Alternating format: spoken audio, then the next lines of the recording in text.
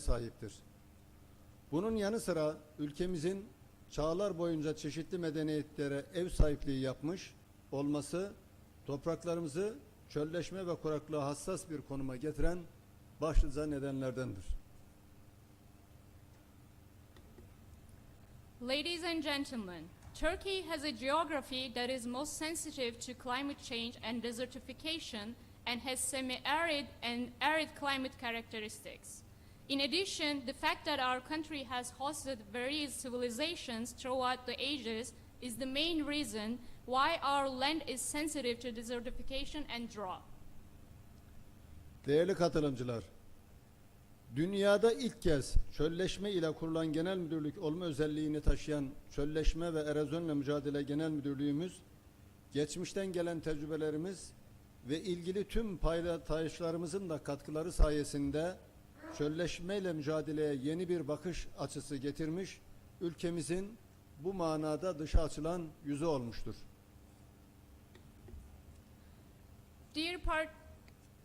Dear participants, the General Directorate of Combating Desertification and Erosion is the General Directorate established for the first time in the world with the name of desertification, has brought a new perspective to the fight against desertification. Thanks to our past experiences and the contributions of all our stakeholders, and has become the face of our country that opens out words in this sense. Ulusal ölçekte arazi ve tabi kaynaklarının sürdürülebilir kullanılmasının sağlanması, hassas alanları belirlenmesi, beşeri ve finansal kaynakların etkin bir şekilde kullanılması maksadıyla erozyon izleme sistemi, ulusal arazi örtüsü sınıflandırma ve izleme sistemi, çölleşme hassasiyet modeli, arazi tahribatının dengelenmesi, karar destek sistemi, toprak, organik karbonu izleme sistemleri kurulmuş olup söz konusu çalışmaların detayları da birazdan sizlerle paylaşılmış olacaktır. In order to ensure the sustainable use of land and natural resources on a national scale, to identify sensitive areas to use human and financial resources effectively, erosion monitoring, national land use land cover model, desertification vulnerability model, land degradation neutrality decision support system, soil organic carbon monitoring systems were established in Turkey. Details of these studies will be shared with you shortly. Ülkemiz Birleşmiş Milletler Çölleşme ile Mücadele Sözleşmesi UNCCD, Birleşmiş Milletler Gıda ve Tarım Örgütü gibi uluslararası kuruluşlarla gerçekleştirdiği program ve projeler ile çölleşme ve arazi tahribatı ile mücadeleye destek vermektedir. Our country supports practices in order to combat desertification and land degradation through the programs and projects in partnership with international organizations such as the United Nations Convention to Combat Desertification, the UN Food and Agriculture Organization. Bu minvalla Türkiye, Birleşmiş Milletler Çölleşme ile Mücadele Sözleşmesi'nin 12. Taraflar Konferansı'na 2015 yılında Ankara'da ev sahipliği yapmış olup bu konferansa Birleşmiş Milletler Çölleşme ile Mücadele Sözleşmesi'nin önümüzdeki 15 yıl boyunca yol haritasını oluşturulmuş, arazi tahribatının dengelenmesi hedefiyle ilgili de bir dönüm noktası olmuştur. In this respect, Turkey hosted the 12th Conference of the Parties to the United Nations Convention to Combat Desertification in 2015 in Ankara. In this conference, the roadmap of the UN Convention to Combat Desertification has been the turning point for the target of land degradation neutrality, which has been the roadmap for the next 15 years. 2015 yılında Türkiye'nin içinde bulunmuş olduğu 14 gönüllü ülke ile başlayan arazi tahribatının dengelenmesi hedefleri oluşturulması sürecinde bugün geldiğimiz noktada 120'den fazla ülkenin ATT hedeflerini oluşturduğunu görmekteyiz. Hedeflerin eyleme dönüştürülmesi konusunda FAO ile arazi tahribatının dengelenmesi projesi, arazi tahribatı konusunda ender projeler arasında yer almakta olup elde ettiğimiz deneyimler FAO aracılığıyla tüm dünya ülkeleriyle paylaşılmaktadır. In the process of establishing land degradation neutrality targets started in 2015 with 14 voluntary countries, including Turkey, we see that more than 120 countries have set LDN targets at the point we have reached today. The LDN project being implemented with FAO is one of the rare projects on LDN, and the experiences we have gained are shared with all countries of the world through FAO.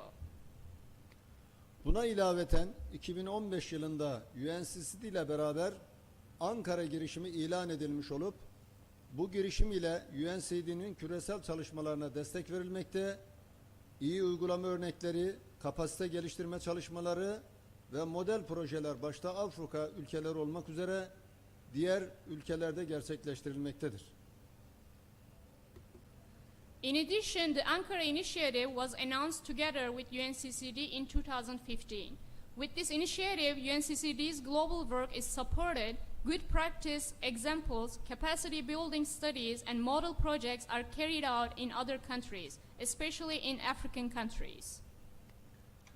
Ayrıca FAO ile Türkiye ortaklık anlaşmaları kapsamında hem tarım alanında hem de ormancılık sektöründe Orta Asya ve bölgesel projelerimiz devam etmekte olup bu ortak çalışmaları arazi tahribatının dengelenmesi, karar destek sistemi ve diğer izleme sistemlerimiz alanında da devam ettirmeyi amaçlamaktayız. In addition, within the scope of partnership with FAO in Turkey, our Central Asian regional projects continue in both agriculture and forestry sectors. And we aim to continue these joint studies in the field of LDN, DSS, and other monitoring systems.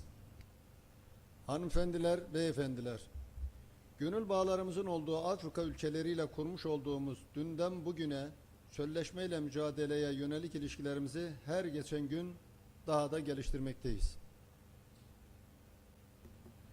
Ladies and gentlemen, since the day we were founded, we have been developing our relations with African countries on combating desertification day by day.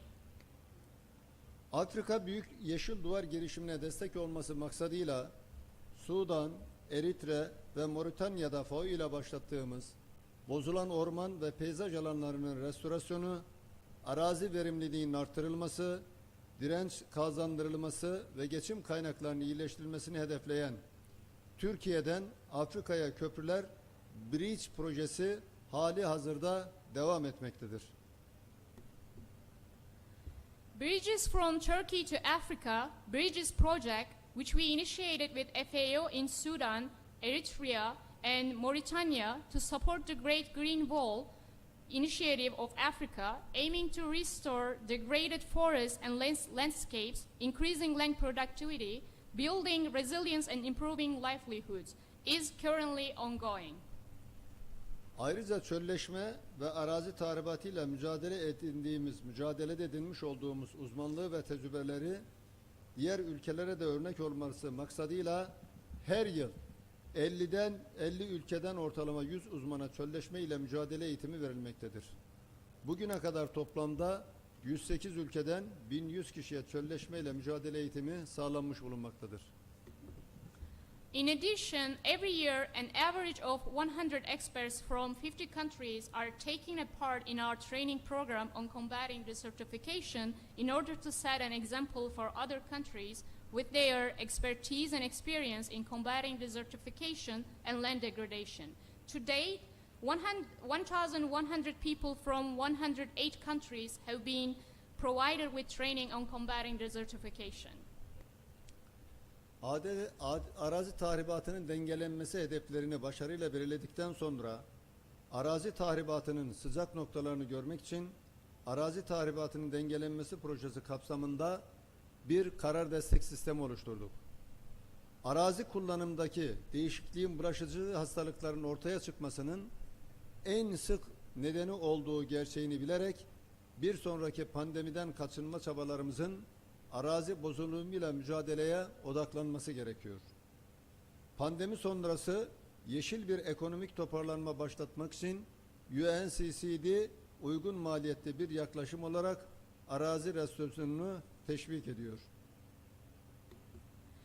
After successfully setting our LDN targets, we built a decision support system under the Land Degradation Neutrality Project to see the hotspots of land degradation. Knowing the fact that land use change is the most frequent driver of the emergence of infectious diseases, our efforts to avoid the next pandemic need to focus on combating land degradation. To start a green economic recovery post-pandemic, UNCCD prompts land restoration as a cost-effective approach. Karar destek sistemi ile sadece arazi bozulumunun sıcak noktalarını belirlemeyi değil, aynı zamanda karar vericilerin, politika yapıcıların sürdürülebilir bir gelecek inşa etmek için büyük ölçekli arazi restorasyonunu dönüşüm aracı olarak kullanmalarını yardımcı olmayı amaçlıyoruz. Diğer ülkeleri arazi tahribatı dengelenmesinin hedeflerini belirlemelerini ve arazi restorasyonunun nasıl operasyonel hale getirileceğini anlamak için oluşturulmuş teknolojiyi kullanmalarını da teşvik ediyoruz. With the decision support system, not only do we determine the hotspots of land degradation, but also help the decision policymakers utilize large-scale land restoration as a transformational tool to build a sustainable future. We encourage other countries set their LDN targets and use the technology built for understanding how to operationalize land restoration.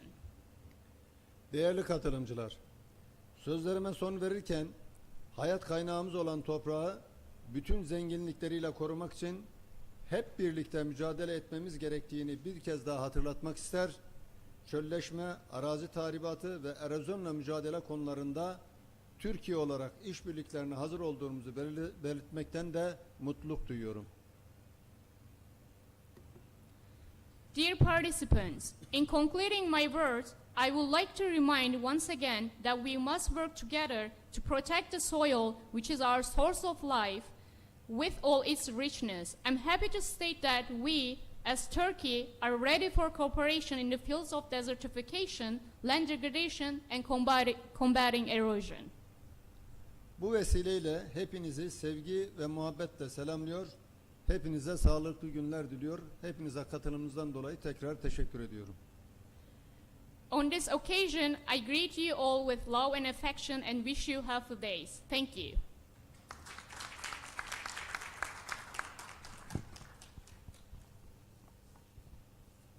Hello? Yes. Teşekkür, Nurettin Bey. After these great opening remarks, it's my pleasure to give the floor to Ms. Suna Morcock.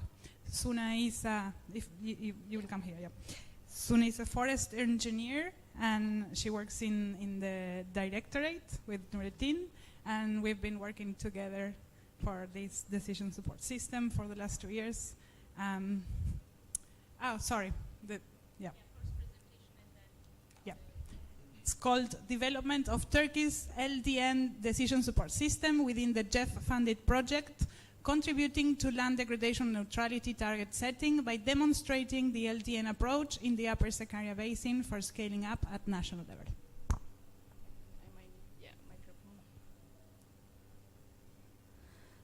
Hello, everyone. I would like to welcome you once again.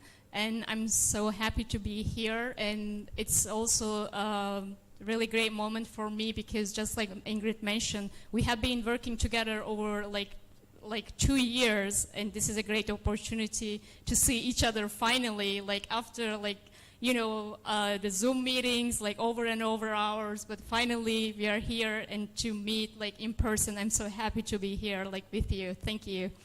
So today I'm going to be presenting the Turkey's LDN experience and also like decision support system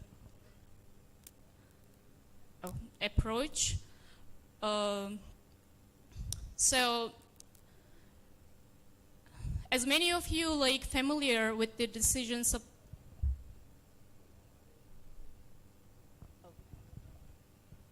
I think it's working now. It's okay.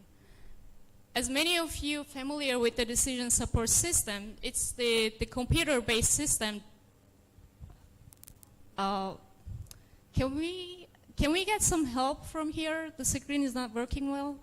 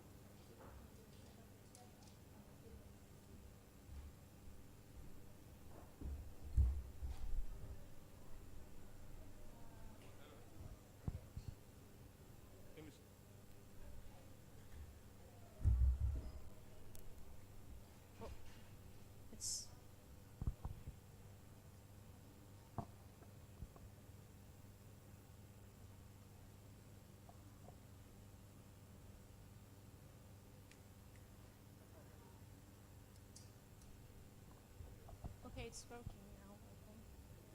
Yeah.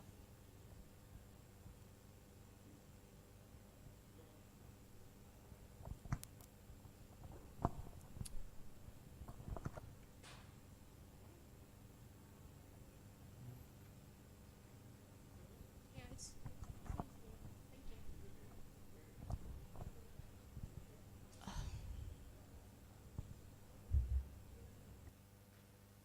Okay, sorry about that. Um, as many of you probably familiar with the decision support system, it's the computer-based system that enable decision makers to make accurate and effective decisions with integrated data and models. We built the decision support system under the LDN project, Land Degradation Neutrality project, to strengthening the enabling environment for LDN and multi-sectoral land use planning process in Turkey. We developed decision support system to achieve LDN on the ground. And also we aim to upscale and monitor LDN via using our decision support system. As a default version to monitor LDN, we have two LDN indicators like land cover, land productivity, and carbon stocks. But we wanted to put the models and inputs from our national data so that we can better understand and better monitor land degradation. As you see on the screen, we produce watershed monitoring and evaluating system, dynamic erosion monitoring system, Turkey desertification model, soil organic carbon model, collect earth for land productivity, national land use, land cover model, and others. We have, as you see, we have like six models, 6 national models. Sorry. Okay. Each model actually works for like a different analysis and different like the projects. What makes decision support is really important is we can, with the decision support system, we can integrate those models and maps into one system, and we can do multiple analysis via using like multiple models and inputs. I'm sorry again, the screen.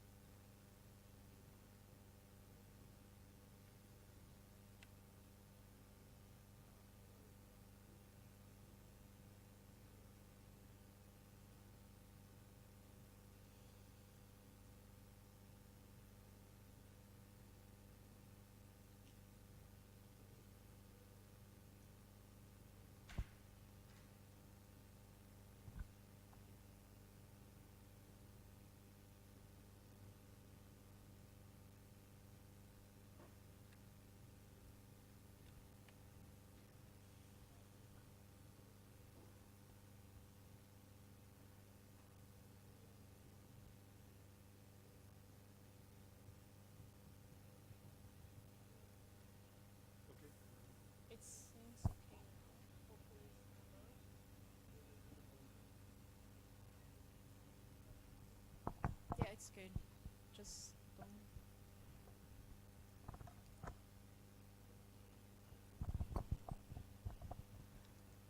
So decision support system, it was really important to build decision support system because with the decision support system we were able to use our national models in one platform, and we integrated those models and inputs to decision support system so that we can do multiple analysis, multi-criteria analysis.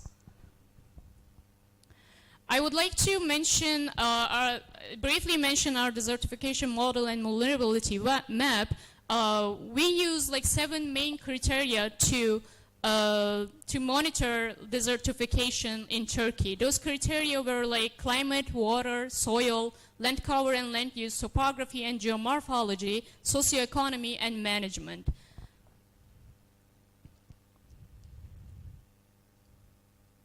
Here you can see our desertification vulnerability map of Turkey. We also produce soil organic carbon model and map in Turkey to estimate the soil organic carbon amount, to develop a system to monitor the change in carbon amount, and also to conduct activities to protect and increase the current stock. That soil organic carbon map was like really important, as you will see in my presentation. It really helped us to make some projections for the future, for the potential soil carbon change, and also like potential soil carbon sequestration map, like you'll see like in my presentation. So we developed DSS. Why the question here? Why a DSS was planned? We planned to build a DSS to prevent land degradation and ensure that the countries, and first our country and also like other country, achieves the LDN targets. The approach was to identify and test and calibrate the metrics for LDN indicators. It's as you see on the screen. It's we use the Google Earth engine as an open source to use our layers to identify land cover classes and land degradation levels in demonstration area. Not only demonstration area, but for entire Turkey. First, we built decision support system. One of our basin in Turkey, we have 25 hydrological basins in Turkey. We built decision support system in Upper Sakarya Basin and then integrated to whole Turkey. I would like to show here why it's important to use our national data instead of like using global data. As you see on the left side, when you look at the global data, it shows like soil organic carbon stock, like approximately like 3.7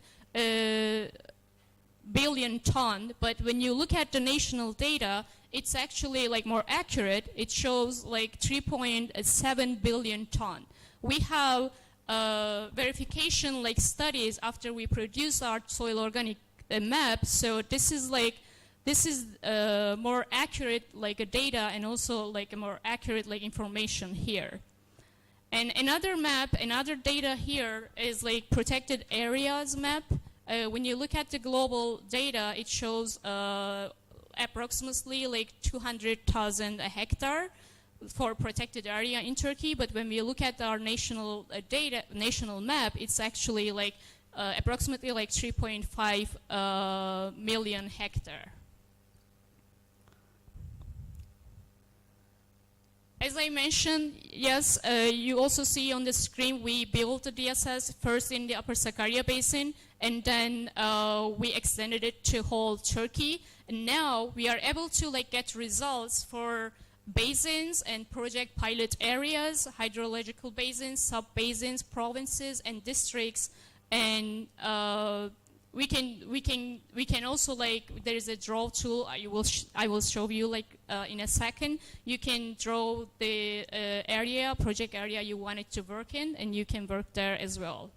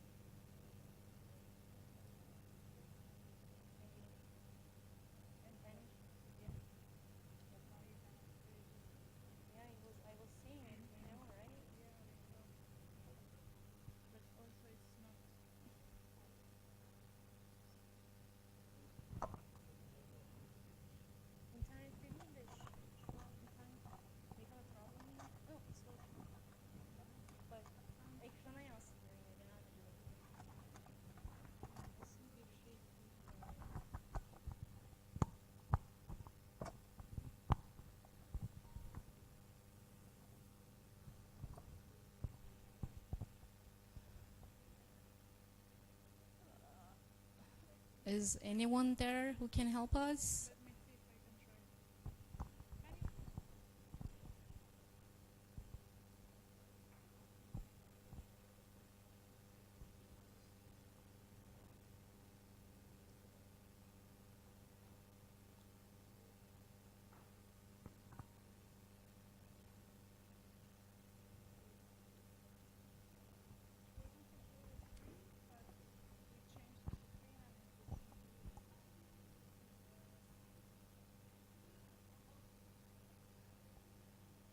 Okay. So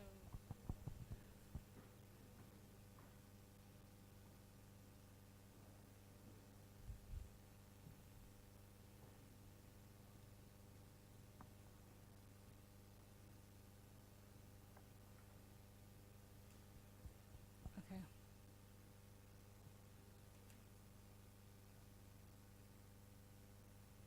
So as you see, like in the screen, this is the DSS built for Turkey. So here you can add latitude and longitude to go like the place or go to area that you want to work in, or you can select here which provinces you want it to work in, or let me show you here. Actually, you can work in provinces, districts, basins, sub-basin, and project areas.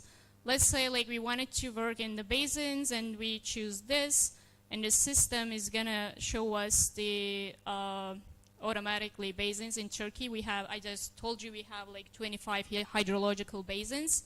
So when you go zoom in, when you click like this, for example, this basin here, as you see on the right side, the system automatically calculate the results for this selected area here. You can see like the total area of this place, and like how much what's the vegetated area there. You can see the declining productivity, increasing productivity, soil organic carbon, biodiversity, soil erosion or soil organic carbon change, etc., etc. You can also see those information as a graphs here, like on the bottom part of the page, and yeah, you can see the graphs and tables here. As you see, like we put like multiple layers here, like most of them are like our national data and national maps. So the important part for this DSS is like the system allows us to do like multi-criteria analysis. As you see here, we have the LDN indicators here in the simple section, but we added advanced section here so that we can use our other national layers and national data here. So how we do analysis here, for example, when you say the system, like we would like to see the grassland, we would like to see the declining productivity dynamics in grassland, and also we would like to see the area which has like less than 40 hectare carbon. And when you describe this to system, and when you calculate it, system automatically calculate this like 1,234 hectare. It's not that actually.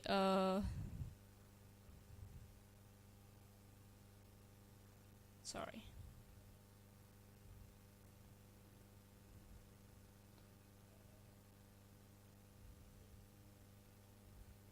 Yeah, when you zoom in, you can see those areas like with the pink color here. Which area actually has a declining productivity in the grassland, and which also has like a less than 40 ton like a carbon per hectare.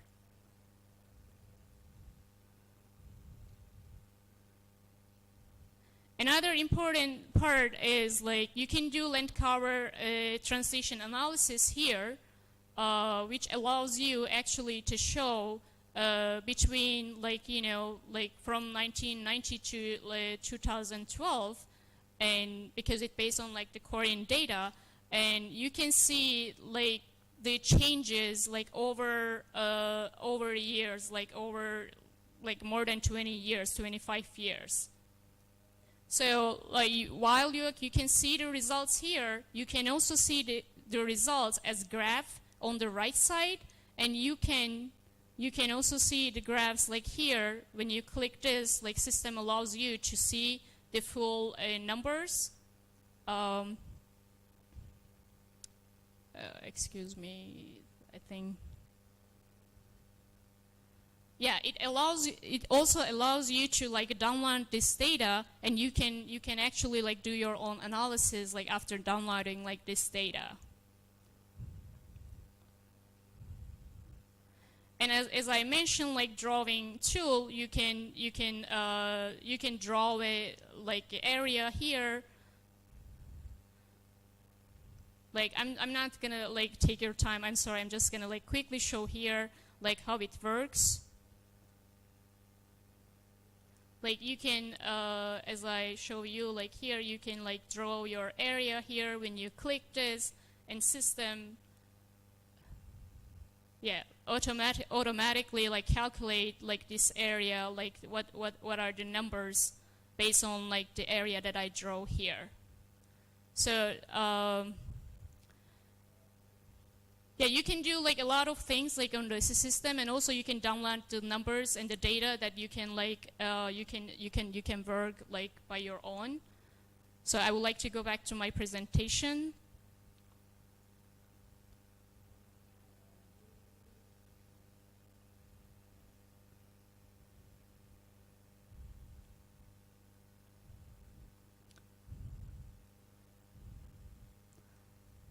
Yeah, as I mentioned now, like while after you download your like own data, as you see like in the screen, you can work on like those data and numbers. You can like build, you can create your own graphs, and you know like recently we started like doing our strategy action plan for like Upper Sakarya Basin, and that's why we really needed DSS to put those data for us, and so that we can work on like especially for these like provinces in this specific basin. So right now we started working in this Upper Sakarya Basin, and our aim is to extend this study for entire Turkey.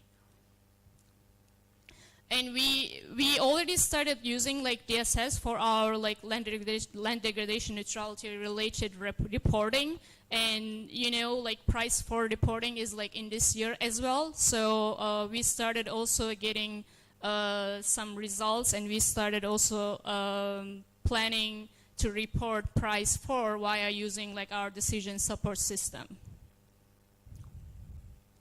And as I conclude, as a summary to decision support system, why we need like decision support system and why it's important to have decision-making processes, because we need it to inform decision makers about the current LDN status, to support decision makers to analyze the advantages and synergies between different land uses and practices, to prioritize the intervention areas for avoiding land degradation by taking measures as well as reversing the degraded lands through rehabilitation, and also to contribute revising the targets on land degradation neutrality. Thank you.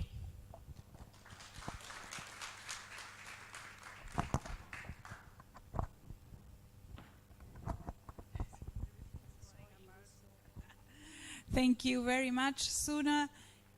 To me, is a success when you see the country using the tools and the knowledge and all the work for real objectives, national objectives. So thank you very much. It's so great to see you showing everyone the Turkey decision support system. So now I would like to introduce Hernan Gonzalez. He's a technical officer in the JEF unit of the Food and Agriculture Organization of the United Nations, and he will present how this system was scaled out to 17 countries in Central Asia and Eastern Europe. And thank you. Thank you, Ingrid. ¿Me pasas? So we found the work that our colleagues from Turkey did so interesting that we decided to do a regional assessment. And it actually, as a side note, we have taken advantage of what you have created, and we're doing it in 7 countries in Latin America, and around the world we have about 22 applications, so it's really, really good. And it's very useful for decision making. Before we talk about the assessment that we made, just a definition, the Europe and Central Asia region in FAO consists of 17 countries. The 5 Central Asia countries, the Caucasus countries, Turkey, Belarus, Ukraine, Moldova, and the 5 Balkan countries. So the assessment covers these 17 countries. Next, please.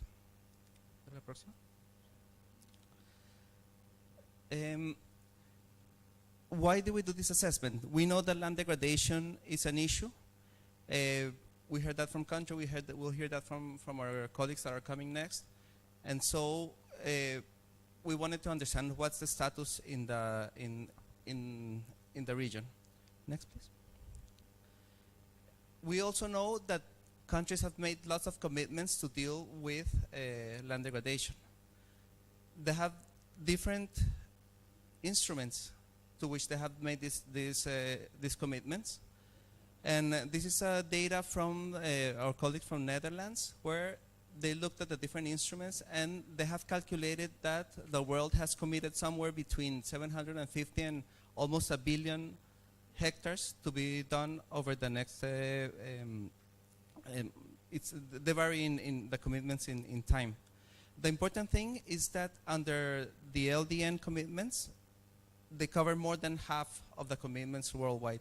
And that, I think, reflects the work that the UNCCD and the global mechanism and the different partners, financed by the GEF especially, have been so successful.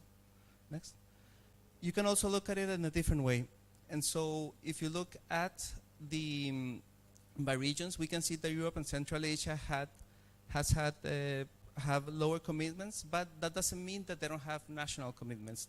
There's a lot of work going on. Dale. And we just wanted to understand at this stage where we are. In addition, there's a lot of investments, and we heard yesterday the CEO from the GF, Mr. Carlos Rodriguez, talking about how we know a lot about the cost, but we don't know much about the resources that are being invested. So there's work coming on that side also, and so we also wanted to look at that. Specifically from the GEF, the star allocation for the region was around $150 million, and this is data that we calculated. We saw that more than half of it has gone either to projects that deal with land degradation neutrality or SLM. So in the region, there's a lot of investment also already going into these topics. And so because of this, we decided to do this assessment. Go ahead. The assessment, we have it available. We have a few copies. It was done in a, go to the next one, please. We followed a process that was very participatory. We talked to the focal points of all the countries. We talked to, in some cases, we have LDN working groups, and so we discussed with them about the priorities. Ingrid and a colleague that is working with the land team, Cesar Garcia, they spent a lot of time with each of them together with the land team in FAO. And as part of the process, they developed a Google Earth Engine application building on the experience from Turkey. And at the end, we basically validated those results in a 2-day workshop that included the colleagues from the convention, from the global mechanism, and everybody in the region. Next. I'll go very quickly over the main results. We see that most of the countries have established LDN targets, and those that haven't established the targets yet, they have GEF projects that are helping with the establishment of these targets. So hopefully we'll see that soon. Next one. 15 out of the 17 countries included in the overview submitted price 3 reports to the UNCCD. And our colleagues did an assessment of these reports, And we found that the reported land degradation is between almost 1% in Belarus and goes all the way to almost 40% of the land in Kazakhstan. Next one. We also look at land productivity dynamics. Our colleagues calculated land productivity dynamics for the period between 2001 and 2020, and we also have those maps available in the application. A very interesting exercise that was made by the team was looking at the forest consensus map. There's a lot of information, there are different maps on forests, and many times they don't coincide. So the approach using of convergence of evidence was used to develop this map of forest consensus. And this basically says where the different maps coincide and where they coincide on where the forests are. The application is free. It's available for everybody who wants to use it. We think this is an instrument that would be useful for those working on project design, and we're trying to work to see if this would also be useful for reporting to the convention, building again on the work that Turkey is doing. Next one. I will just show you very briefly because Sun already showed you. It's basically the same layout. You can choose the language. We only have English and Russian right now. And then you can choose the countries, or if you go again, at the national level, we have different subdivisions. So you can choose at what level you want to work. You have the maps, and you have the data on the right side. Suna mentioned this already. The multi-criteria analysis is very interesting. So, for example, in this case here, we wanted to see in Kyrgyzstan where we have land that is relatively stable or showing early signs of decline that are located in key biodiversity areas. And so this allows you to see quickly where you are, and depending with the people you're working, you can use these maps and you can sit with the communities and discuss about what they see there, what their priorities would be. And then on the right-hand side, you also see just data that the system calculates automatically based on the selections that we made. Next one. We also have, same as in the Turkey case, land cover transition analysis. So this is available again for every country. You have ESA data and Copernicus data, so you can choose what you want to look. Go ahead. The next thing we did is create country profiles for one country profile for each country that has some information on land productivity dynamics. Just continue, Ingrid. Land cover analysis, distribution across land uses, some investments, and some recommendations on what to do for each country, what would be the next steps in terms of the process for LDN. And these are all available. We have some copies over there, or we can share them at the end. But that's basically the work that was done. Going into the next steps, what we want to do is, as the countries, usually supported by JEF projects and other activities that we have, produce better data, we'll be feeding this instrument, this decision support system, to have better data. Like Suna showed, the global data varies a lot relative to national data, so it's always better to be improving. We want to work with colleagues in the regions, build their capacity on land use planning. We think this tool will be very useful, and helping the process of LDN target setting and investments on the ground. And like I mentioned before, we have some requests from some countries to support us with the price for report. So we might be doing that also based also on the fantastic work that you guys have done. Thank you so much.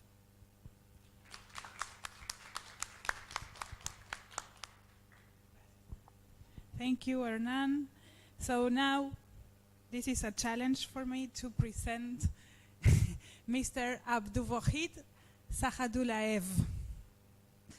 He's the head of Department of International Relations, Export and Ecotourism in the State Forestry Committee of Uzbekistan. He's also the UNCCD focal point, and he will talk about achieving LDN in Uzbekistan.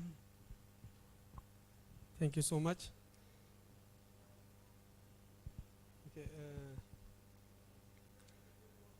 the Excellencies, colleagues, ladies and gentlemen.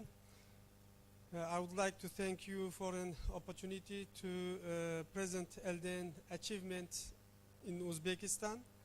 I would also like to thank the FAO for their continuous support of on sustainable land management activities in Uzbekistan as well as in the region.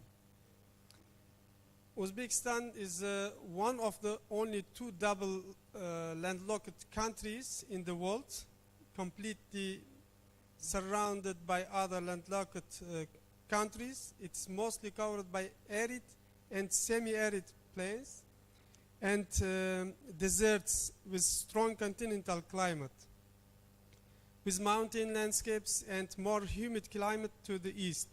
The main rivers in Central Asia cross its territory, which has the second lowest net primary productivity of the region.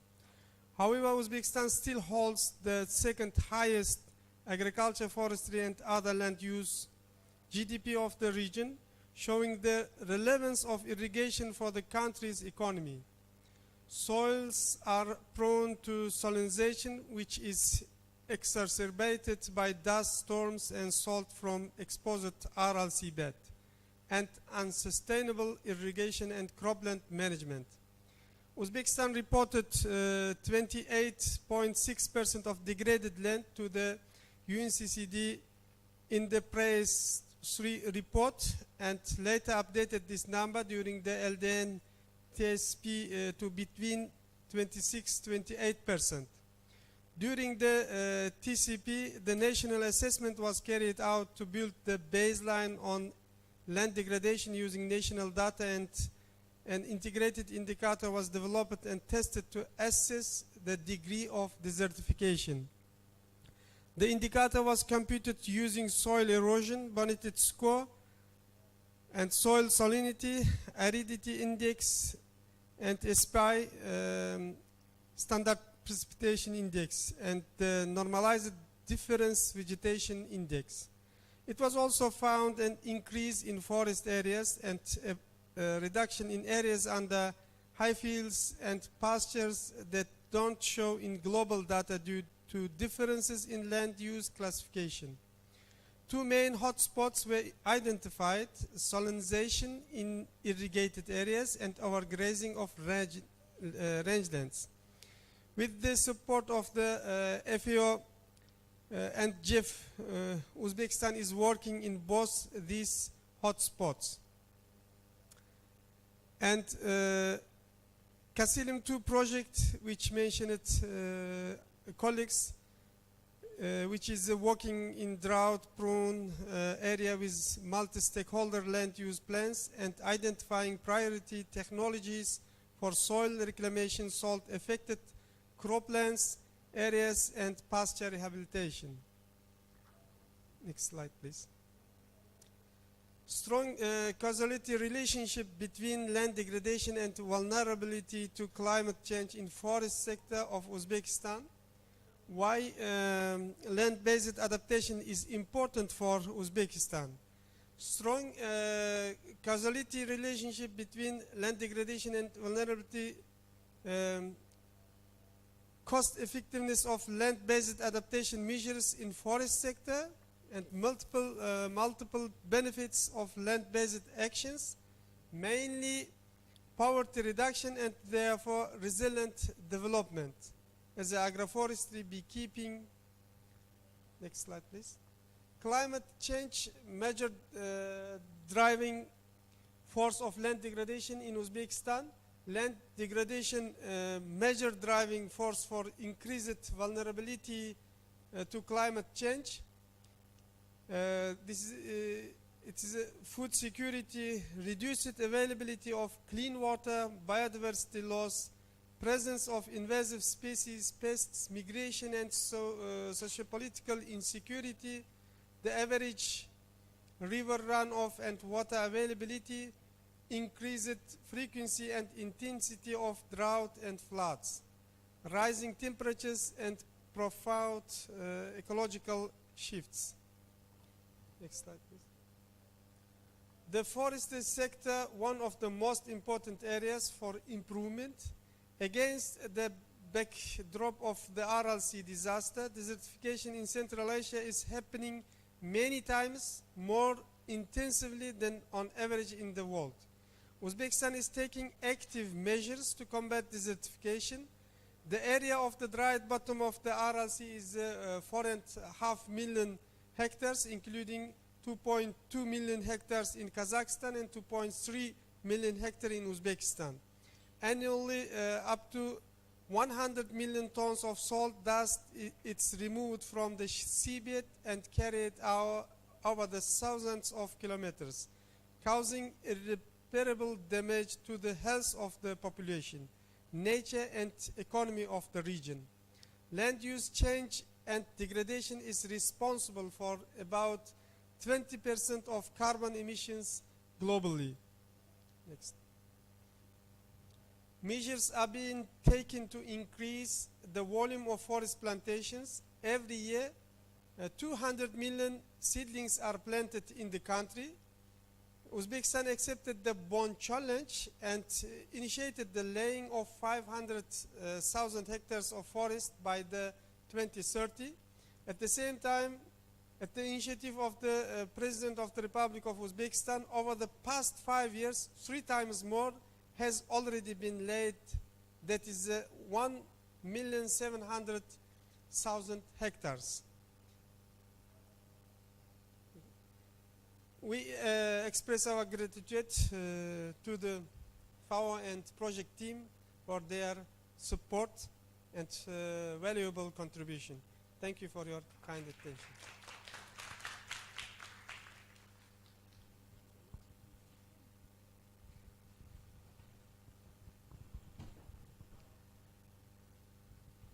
Thank you very much.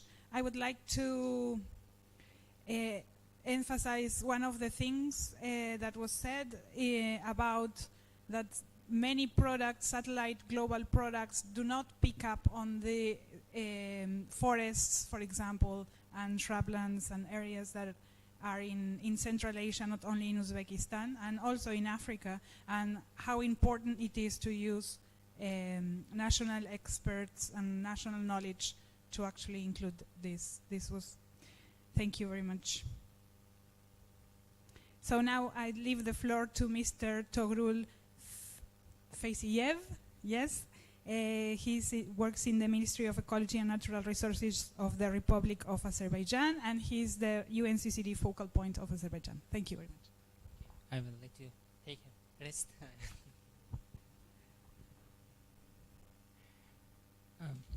Good evening, distinguished delegates. First of all, I would like to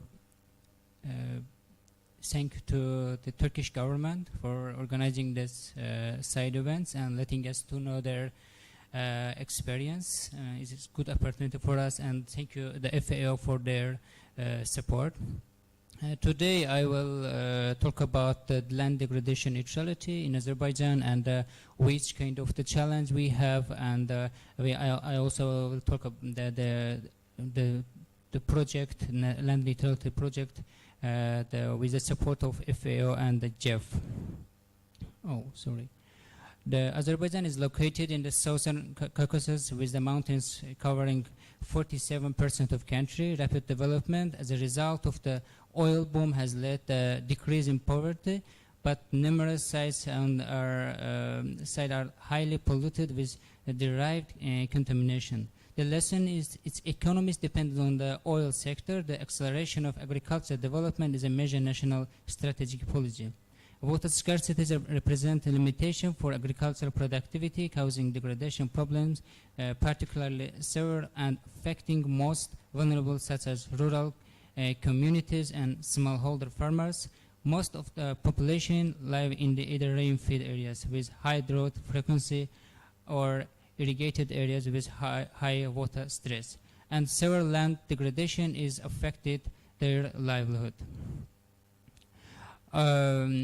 As you can see from the slide, the land cover in Azerbaijan, 41% are croplands, and followed by 35% grassland, and 17% the tree-covered lands in Azerbaijan. And the distribution of the land production dynamic classes for land cover, you can see the tree cover is going to increase, and the wetland is as well is going to increase in Azerbaijan, and we can see the grassland is decreasing according to the last the data provided by FAO. There are 3 million hectares in the country, presenting declining or stressed productivity. Grassland and cropland countries each with 1.4 million of the hectare in this condition. From this, 651,000 hectare of the grassland and 783,000 hectare of the cropland correspond the more severe and long-term declining category, probably exacerbated by the negative trend in the precipitation present in the country and with the fire intensities in the south. The core challenge of the country on the land management issue. The first of all, the development of the methodology for the inventarization of the areas subject to desertification and salinization is one of the problem. The second one is the establishment of the sustainable monitoring system is very important for us in Azerbaijan to monitor the degraded land cover in total. And reporting to the international organization and local authorities as well is one of the problem.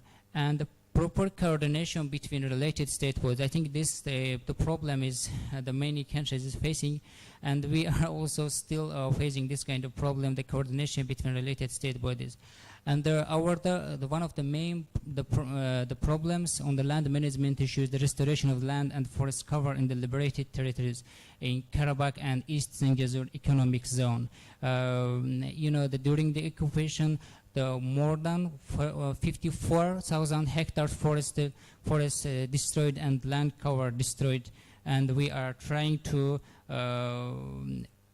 restore the forestry area and land cover as well.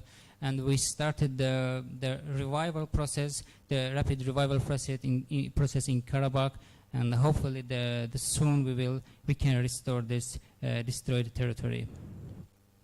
We are pledged under the bond challenge as well in 2019. The 270,000 hectare is we pledged to by 2030, and this is the total. This is the 3.27% of the total land cover of Azerbaijan. And the importance of the environment for the LDN, with the project with the FAO and GEF. The first, clear LDN targets and strong political commitment, appropriate land policies and strategies, a strong legal and institutional framework governing and land management, integrated land use planning at national and subnational level. And the last one is use of the 3 LDN indicators: land cover, land productivity, and carbon stocks that are used to monitor progress practically when report on the Sustainable Development Goals Target 15.3. We start the project with GEF, the LDN project with GEF. The aim of the project to support the national effort to develop and implement LDN national targets and demonstration of the sustainable land management in degraded landscapes, contributing to the rehabilitation of degraded land and improved livelihood resilience. According to this project, 34,000 hectares of the landscape under sustainable land management in production system, and the 2,700 hectares of the degraded agricultural land will be restored, and 486 more than 486 billion ton of carbon sequestered or emission avoided in the FAO sector, and 12,000 female and 11,000 male direct will be the direct beneficiary after the project. And the project will cover Absheron Peninsula and the surrounding lands. As you know, the most degraded land is in the Absheron Peninsula, which is the covered with urban area, and and land is going to degrade and salinizate. The project has the three components. The first is strengthening the enabling environment for LDN. The second is demonstrating of the LDN approach in the degraded landscape. And the last one is the monitoring, evaluating, and knowledge management lesson learned. Thank you so much for your attention.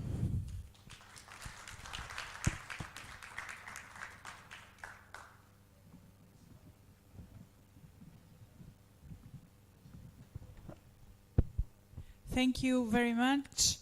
Really looking forward to starting implementation of the LDM project of Azerbaijan, hopefully learning from Turkey's lessons learned. And now it's a pleasure to give the floor to Mr. Vinay Nanhia. He's a research team leader in soil, water, and agronomy in ICARDA. He will also be part of WCAT. We represented WCAT and talking about scaling sustainable land management in Europe and Central Asia and the importance of documenting SLM practices in WCAT database. Thank you very much. Thank you, Ingrid, for the introduction. And I'll try to stick to the time and try to bring things back on track. So I want to switch gears a little. Till now, we have been listening about the scaling, the decision support system. I want to touch upon something on the necessity of having a standardized, purposeful documentation of the sustainable land management practices. So I'm wearing two hats here. I'm trying to present what ICARDA does with WCAT. ICARDA is one of the CGIAR center that specializes in dryland agriculture. So I want to get started with documentation. What's the need for a documentation? So documentation through uniform databases such as WCAT, it really guarantees the knowledge is saved, it's maintained, and when these innovations are recorded uniformly, they are available for comparison purposes, for effective information provisioning, for decision makers. So if it's in a standardized format, you can compare between sustainable land management practices. A variety of factors can draw knowledge from it and make informed decisions. Also, by using such a template, complex scientific data can be simplified into common, easy to understand language, because not everyone is a subject matter specialist. Not everyone needs to know the nitty-gritties of a sustainable land management practice. So what we have tried to do is make it understandable for all the people, and these databases allow the sharing of this knowledge in an easy to understand manner. So what WCAT is it's a global network of sustainable land management, and like you can see all the logos here of the consortium partners. So it's a big network which was established, and it already recognizes the importance of the sustainable land management practices and the knowledge management. It's been around since a long time, and currently it contains over 2,000 documentations already in its database. So it's huge. And in early 2014, WCAT's growth and ongoing improvement culminated in UNCCD officially recognizing it as the primary recommended global SLM database. So WCAT is embedded in so many different global partnerships already. So the way WCAT works, this is the flow chart. Very quickly, I want to walk you through because it's something of interest, but you don't really have to get into details of it. The way it works is, firstly, we try to familiarize with a standard questionnaire that WCAT uses to understand the sustainable land management practice that is being documented. Try to fill that questionnaire, identify a resource person from the agency that is trying to contribute that SLM, try to collect data that is necessary for documenting that SLM, then create a new entry in the database, fill the data related with that SLM, and I'll walk you through an example just to show you how this process works, and then we submit it for the review. And it's not a very linear process. It's got a feedback reverse loop as well, and there is quality check at every level, and that is what guarantees that each step of the way, as the data is submitted, it goes back to the expert for verification. As something new is added, and if there is a doubt of it, their incompleteness, it goes back again. So it's not just one step to the next, There is a way of going back and trying to do a quality check and ask questions. Now I want to switch gears a little and talk more in depth into what ICARDA, the agency I work for, the way we follow this methodology. So what we have done is we work very closely with our monitoring, evaluation, and learning unit, the MEL unit, that is working closely with WOCART. So what we do is, together with specialists such as me, a WOCART, a MEL expert joins hands. So I become the expert, he becomes the resource person, and then we together try to fill the WOCART questionnaire. So we try to capture the case description, the SLM that we are trying to do.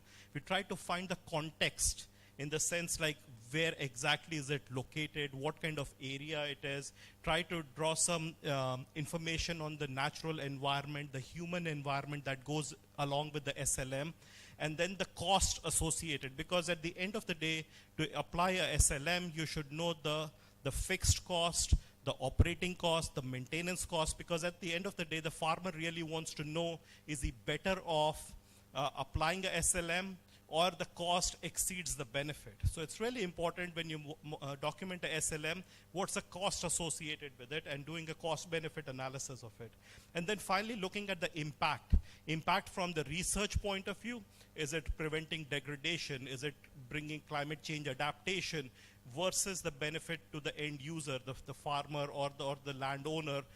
To what extent is he making profit out of this? Is it a sustainable way of doing things? So looking at the impact and trying to bring the perspective of the landowner as well as the expert into it. So far we have, at ICARDA, have documented several SLMs in these countries: Jordan, Tunisia, Egypt, Uzbekistan, Tajikistan, Morocco, and Algeria. But WOCART as a whole has documented in several additional countries beyond these that I have listed here. These are some of the subjects that I have personally and my program has personally contributed. For example, the one on diversified cropping system. So not just having a wheat-based system, but what if you have food legumes included, intercropping, relay cropping kind of a thing, gully rehabilitation, supplemental irrigation, conservation agriculture, and several others. So what I'm going to do here today is all this that I've been talking about, I just want to show you a real live example of this being followed for SLM on cactus cultivation. Yeah? So cactus is really important for the very dry areas where the rainfall is really low. You can't do much with the land. In spite that, you want to maintain some kind of a vegetative cover. In this sense, cactus is really helpful. It's highly efficient in respect to the inputs, so you can capture a lot of water and nutrients into it. It's a very good source of feed for the animals, and it has the ability to grow in very marginal environments. So you find in North Africa, in West Asia, very dry areas, you find this, and it has wide applications. Such as the fruit is used, even the oil coming out of cactus is used for making lipsticks and other cosmetics. So there are several different applications of this cactus, and that's why it is found to be highly profitable. Yeah. So what we try to do is look at cactus cultivation as an SLM for really dry areas. And the way it works is, for example, we first start with categorizing what kind of a climate does it grow in. So when you're trying to document a SLM, you start with the natural environment. So it shows different categories here. This is the standard template. So on the extreme left, you can see that the average rainfall needed for growing cactus is typically 500 millimeters or less. Anything higher, probably cactus is not recommended. You can do something else with your land resources. You don't have to choose cactus. Same with the agroclimate zone. It is suitable for semi-arid and arid areas. Anything that is more favorable, probably you don't have to grow cactus. And so on. So this is the climate aspect to try to categorize and document an SLM. Next thing is looking at the land slope, looking at the land form, looking at the altitude. So what kind of slope is it suitable for? What kind of landforms is it suitable for? and things of those sorts. So you're trying to categorize it further, because when you try to do it, such a categorization, it becomes easy to query. Somebody who wants to see, what if I have 300 millimeter rainfall and 2% slope, which kind of SLM is suitable for me? You can query and probably cactus will pop up. Looking at natural environment, what kind of soil, what kind of texture of soil that it's suitable for. And by making it standardized, you are trying to narrow down the choices so that it's easy to query, it's easy to classify. Next thing, looking at the groundwater table, availability of surface water, what kind of water sources, quality and quantity goes into growing cactus. So again, you're trying to classify the natural environment that is needed for a SLM. Now looking at the human side of it, the market orientation, the off-farm income potential, the relationship to the level of wealth, how much profitability, and the level of mechanization. Do you really need machinery, or you can do it with hand? How much of labor cost is involved? So again, you're trying to help identify an SLM that works under certain circumstances only.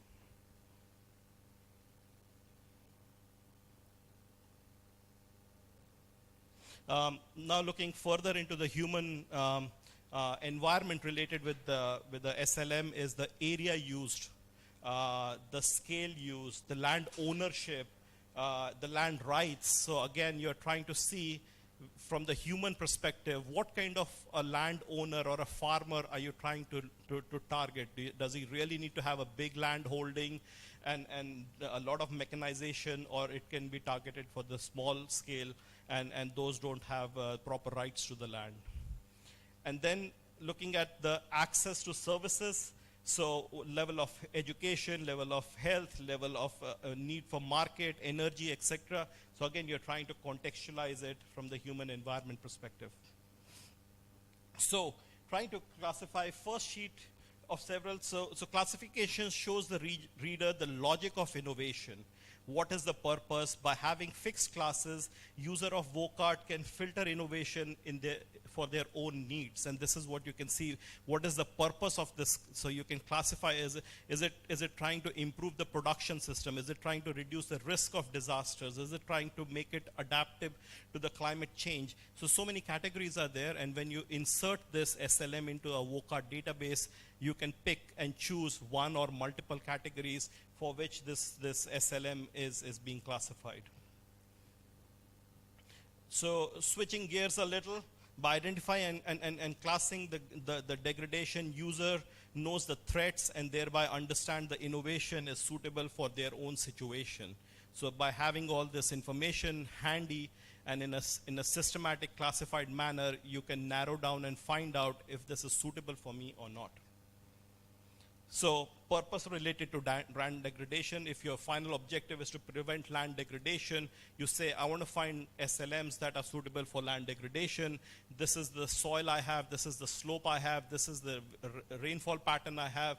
The land holding is typically 2 to 3 hectares, and what do I do with it? And this kind of a query can generate this kind of information. Another thing that we do, which is of practical purpose, is somebody wants to apply this SLM, somebody wants to replicate it. What we do is we provide technical information in terms of engineering design, the drawings, to tell exactly how will this SLM be carried out if you were to do it in your area. So these drawings are provided. So these are like practice sheets. These are practice briefs for actually giving you a recipe of how to replicate things. The next thing we are looking at is different kinds of costs involved. The fixed cost of establishing to start with, and the variable cost that goes into actually implementing this on an annual basis. So labor cost involved with harvesting, with planting, with different operations, and what was the initial implementation cost. So this refers to a one-time cost of implementation, and then the cyclic costs for sequence of activities that go into implementing a SLM. Cost related with maintenance. This is again something that implementing partner or a land user or a farmer would want to know how much is the cost involved in maintenance on a timely basis, so that he can actually calculate the total life cycle cost of implementing an SLM and looking at the profitability. So this is what we are looking at the cross-benefit analysis on a qualitatively basis for a land user and for the expert. So what are the benefits I'm growing? What are the impacts of my SLM? And at the end of the day, I'm better off in terms of profitability or not. So all these things are very handy for decision makers as well as the people who want to implement these SLMs. So at the end, what this kind of analysis and SLM database tells you are what are the strengths of these, and strengths in terms of the perspective of the landowner who's applying this SLM, as well as the strength in terms of the expert who's looking at from the environment perspective, what are the strengths and what are the weaknesses, what are the shortcomings, what are the challenges. That also need to be taken into account. Not everything is good. There are some weaknesses that also have to be accounted for. So this kind of a database also tells you what you're getting into. These are the weaknesses, these are the difficulties that you have to be prepared for, and are you okay with that? The costing also is very context specific. If you have to do a SLM in Europe versus doing it in North Africa, the cost differs significantly. So my last take-home message is that documenting in WOCART results in sustainable, disseminated, comprehensive, uniform knowledge. Secondly, it allows the database users to filter on several aspects. So you can query by natural or human context, by purpose, by classes, etc., like I showed you, and fitting to the user's preference. So you're trying to find something that fits you. The technicality shows how to implement it, like I showed the engineering design, so it tells you how to implement and maintain an SLM. It provides insights on the cost for implementation and the maintenance, which is really important piece of information to have.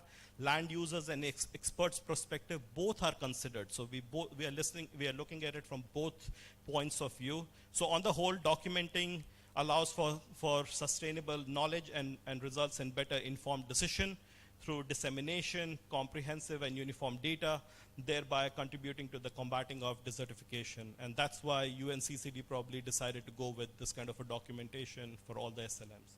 This is just a screenshot of different SLMs. You can go to the website here and you can find them, and you can find all the sheets for each of the SLMs, over 2,000 that are in the WOCART database.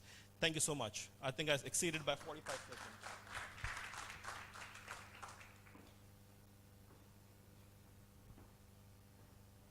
Thank you so much, Vinay, and special thanks because he arrived yesterday night and he's leaving tonight, so he came for only one day, not only for this presentation, but highly appreciated.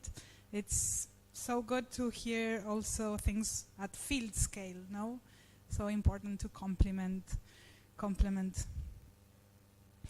Now is the turn for our last presenter, and it's a pleasure. Graciela Metternich. She's Argentinian as me, but she's living in Australia. She's a professor of environmental geography. She's a member of the GEF STAP. It's the scientific and technical advisory panel of the GEF, and she will give the perspective of the GEF STAP and especially talk about South-South cooperation. Thank you. You can choose whatever you prefer. Better here because I'm almost frozen there. Yes, as Ingrid said, I am a member of the Scientific, Technical and Advisory Panel of the GEF. For those that if you are working with the GEF, we are the ones that provide comments when you do the so-called PIF, and usually is with all the intention to improve the project components. So within the STAP, we tend to work with different themes or aspects that we think can be relevant for project developers. And one of those is the one of South-South cooperation for knowledge exchange. And within the new replenishment of the GEF, the aspect of South-South cooperation, knowledge exchange, and learning is being highlighted and is highly encouraged. So when Ingrid asked me to give some words, I thought that what you have seen here now for me, it's a good example of what South-South cooperation means and what we try to achieve. Some of the things that Ingrid was saying to me is, or I saw with the director's introduction, Hernan, and all the previous speakers, were about data, the importance of having databases, of having standardized, harmonized data sets, the issues of scales and whatnot. And then I thought to do my brief presentation here, reflecting that when the previous COP was held, the Science and Policy Interface, the SPI of the UNCCD, did publish a report that was analyzing what are the main issues related to the enabling environment of the LDN. And this circle here that is part of that report was reflecting that one of the things was data and the access to data and monitoring systems. So what all the previous speakers were highlighting are things that we did see as enablers or as barriers for the implementation of projects. So this is one of the things, that transparency, the willingness to share data sets, the issues related to the reliability, and all the things that the previous speakers were discussing that I thought was in agreement to what the SPI of the UNCCD said 3 years ago. And the other in relation to what the Jeff staff published last December as elements of South-South cooperation, and in a way all of what has been presented previously really fulfills what the aspects of South-South cooperation are for the purpose of knowledge exchange. So here aspects of co-design, co-development have been illustrated by all the speakers, the aspects that you began with a project in a small basin, you trial that, you upscale it. So these are all the concepts that make what we saw, what we speak, and the fact that your director was saying, well, and Hernan said, what we do here, we will then scaling out, and we will learn from the experience, and we will adapt it to context. So this is the essence of South-South cooperation. So the purpose is whatever you trial in one area then will tell you whether it can be adapted as it is, it needs to be modified. So that's the other one. And the other thing that I think is how effective all what you have been doing within this project could be for what we call the effective process of knowledge exchange. So Ingrid was saying, well, we monitor what works, what doesn't work, what we can learn from here, what we need to adapt the next time around. Then Icarda presented what WOCAT, how you bring all the knowledge that is produced within WOCAT, and then you analyze the weaknesses, the strengths, how that fits within the political, the socio-cultural context of the application you want to do. So that all, and the fact also that WOCAT with all the other systems is really an example of interoperational and federated databases that we are trying to promote within the JEF as well.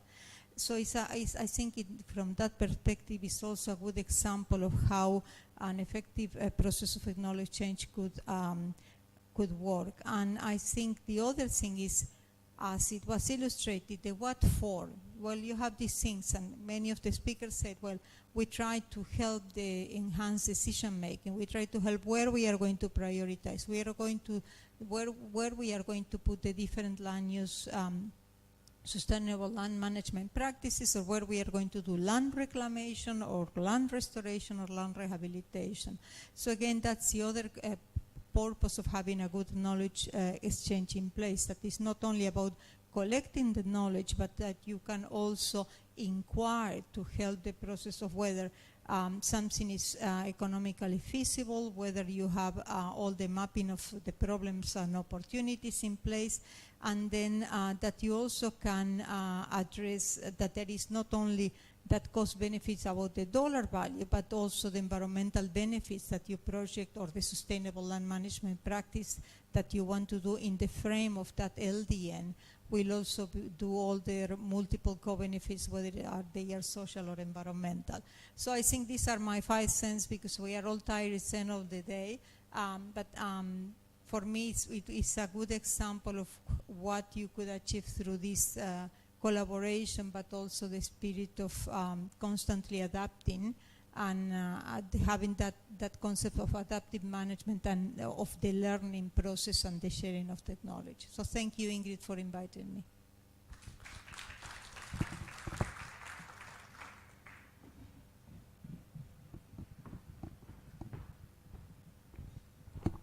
Thank you very much, Graciela.